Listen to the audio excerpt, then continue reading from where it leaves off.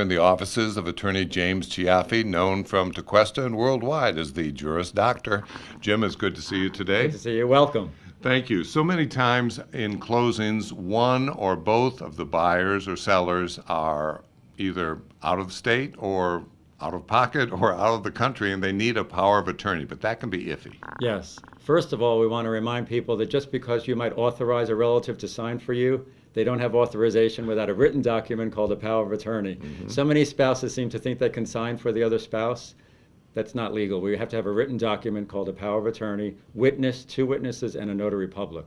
So if a buyer is getting a mortgage at a closing, we have to have the mortgage company review the power of attorney to make sure that they approve it. If the seller is using a power of attorney, the closing agent, such as myself, needs to review the power of attorney to make sure it's executed properly. It states specifically the power in this respect to sell real estate. And we really want to review that in advance to make sure there are no glitches at the closing. So what works in New Jersey might not work in Florida. Right, because in New Jersey, they have different standards for their powers of attorney. Okay. The power of attorney, watch it. Watch Right. it closely. Otherwise, the closing doesn't happen. It would be delayed, possibly. So we'd like to view it in advance to make sure the closing closes on the closing date. Okay. James Cioffi, thanks for being here today. James Cioffi, known as the Juris Doctor.